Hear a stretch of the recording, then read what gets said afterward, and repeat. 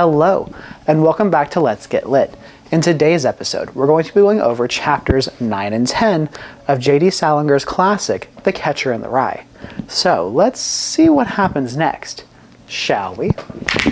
Alright, let's jump into Chapter 9. Chapter 9 starts off with Holden getting off at the train station at Penn Station. He tells the reader that he goes to a nearby phone booth and gets inside. He then runs through all the possible people that he could call, but instead finds a reason not to call anyone. He really wants to call DB, but he's in Hollywood. Then he thought about calling up his kid sister Phoebe, but she's probably in bed, and his parents would probably also answer, so he wasn't going to do that. He thinks about calling Jane Gallagher, but would realize that her mother would pick up, and if Holden told her that he was in New York, she would call his mother, and so on, and yeah, that just wasn't going to work. He thinks about calling Sally Hayes, the girl that he'd been running around with for a little bit, because she wrote him a letter saying that she was already on Christmas break, and that he should come over to trim the Christmas tree on Christmas Eve. However, he also knew that her mother would run to the phone as well and call his mother, so that was also out of the question. After about 20 minutes, he decides he's just going to give up and find a cab and go to a hotel. While he's in the cab, he gives the cab driver his actual address, but he doesn't realize this until about halfway through the drive. As they're driving through the park, Holden asks if the driver can turn around and go the other side of town. The driver says no, he can't do that because it's a one-way street, and they'll have to wait until the 90th streets for him to do that. Holden then asks the driver what happens to the ducks when the water's frozen in Central Park. The driver asks Holden if he's trying to get smart with him and where he's coming from, to which Holden just drops the conversation. Finally, when they get to the end of the park, the driver asks where to, and Holden answers the Edmont Hotel. Holden says that he gets out of the cab, puts on his hunting hat, but then decides to take it off before he enters the hotel, where he gets a room. In his mind, he didn't want to seem like a moron.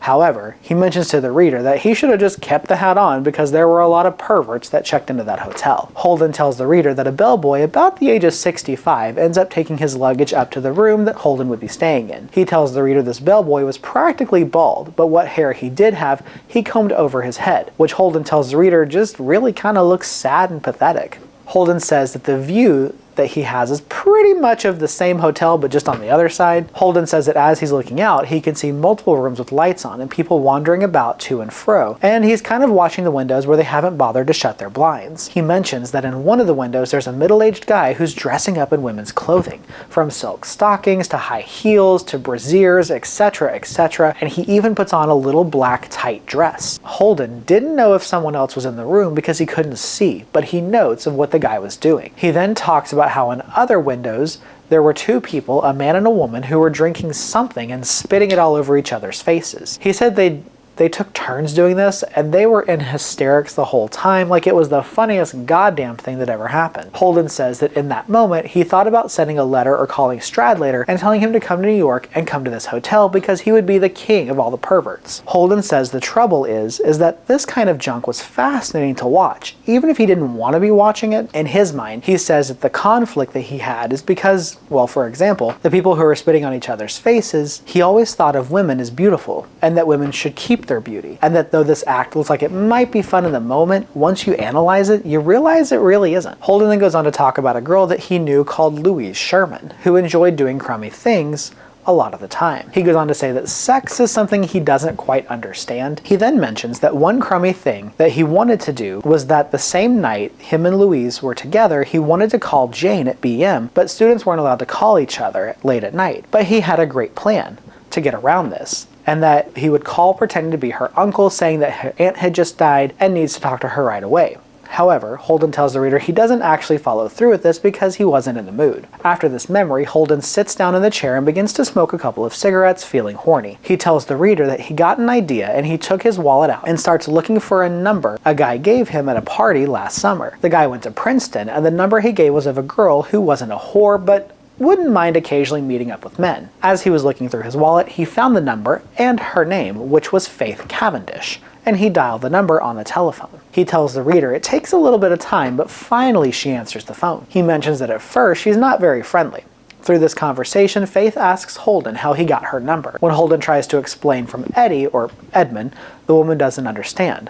Finally he says, "Eddie, the guy from Princeton?" And at this, she asks Holden if he's also from Princeton as well. Holden kind of then just sideswipes the conversation and instead asks if she'll meet him for a drink tonight.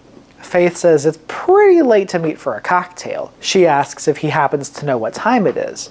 After he tries to have her come out and have a cocktail, she asks, "Where are you calling from?" And Holden says, "A phone booth." And after this, there's quite a long pause. She said she would like to get together sometime with Mr. Caulfield because he sounds very attractive, but it's late tonight. Holden says that he could go to her place, and she says normally she wouldn't argue with that, but her roommate's very ill and just fell asleep. She says that she could make it tomorrow, but Holden says he can't, unfortunately. Tonight's the only time he can do that. Holden immediately thinks that was a stupid thing to say, but he can't take it back now. She says that she's very sorry and that Holden should say hi to Eddie for her at some time. She says she hopes he enjoys his day in New York because it's a very grand place. Holden says he knows and he thanks her and hopes that she has a good night, and he hangs up the phone.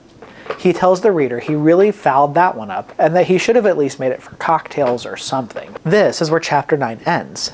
Now let's dive into chapter 10. This chapter starts out with Holden saying he's not really sure what time it is, but he knows it's still pretty early.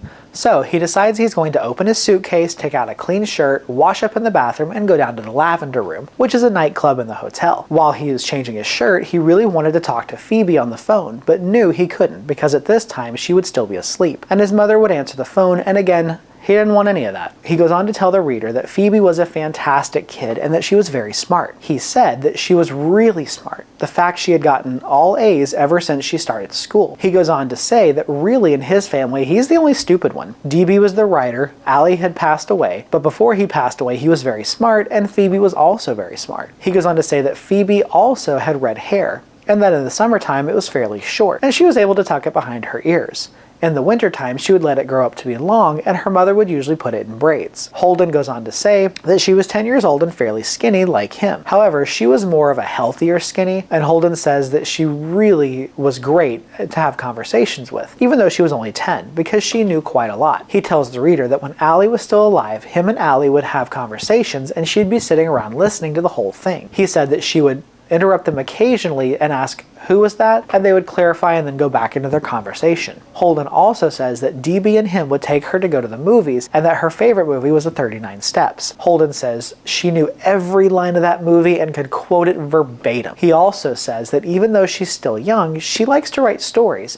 The only problem was that she couldn't finish them. They were all about the same kid named Hazel Weatherfield. She was supposed to be an orphan detective, but Phoebe kept writing the dad being a 20-year-old gentleman. Holden remarks that if Allie were still alive, he would really appreciate the kind of person she's turning into. After this, he goes back to putting his clothes on and getting ready. He goes downstairs to the lobby to the Lavender Room. He mentions that when he gets there, he is seated in the very back at a small table. He notes that the room is not very crowded and that, in fact, most people who are there are quite old. He notices that at the table next to him are 3 women, all in their 30s, and they were pretty much the youngest ones in there besides him. The waiter comes by to get his drink order and he tries to order a scotch and soda, but the waiter asks for some ID. When Holden tries to get around this by making it seem like he's insulted, the waiter insists and says, "Listen, I have to have your ID." Instead, Holden orders a Coke and asks if the waiter might be able to sneak a little rum into it. The waiter tells him, "I can't do that." And Holden understands because he knows that if he were to serve alcohol to a minor, he could lose his job. Holden says that as he's drinking his Coca-Cola, he's looking at the table next to him with the 3 women who were in their 30s, and comments on how they look. He can tell they're all from out of town because of their clothes and the hats they're wearing. Holden says that no woman in New York wears a hat like that. He then gets up the courage to ask them to dance, specifically the blonde of the group, who he thinks is the most attractive out of the 3. Sure enough, the blonde woman decides to get up and go dance with Holden. He leads her out to the floor and they dance for quite a long time. When Holden tries to strike up a conversation with her, she's really not interested. And with the music being so loud as it is, for the most part, she can't hear what he's saying, so he has to repeat himself several times, and that just makes him upset. There are several moments where he tries to have a conversation, and Holden uses profanity. And every time he does use profanity, she asks him to stop, or else they'll stop dancing. Holden notices that as they're dancing, she's always distracted by looking around the room and seeing who's there. Holden learns that the 3 women are essentially there trying to see if they can spot any movie stars, because she tells him the other day her and her girlfriend saw Peter and Lorre.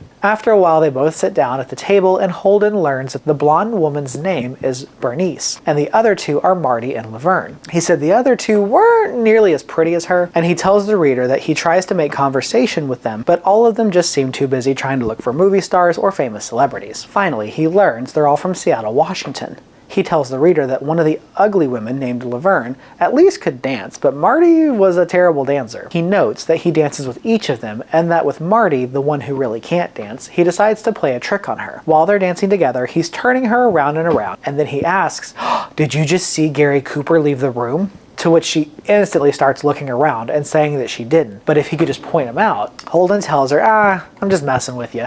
And after this, they both go back to the table.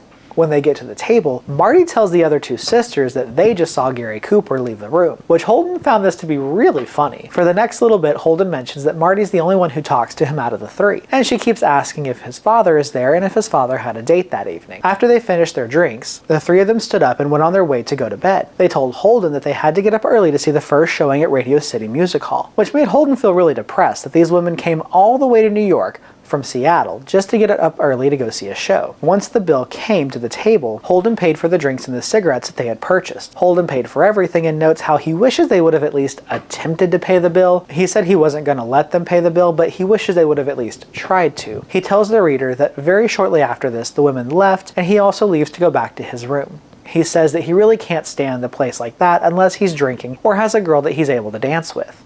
This is where chapter 10 ends. I hope you guys enjoyed today's episode. Please remember to like, share, and subscribe. And as always, stay lit.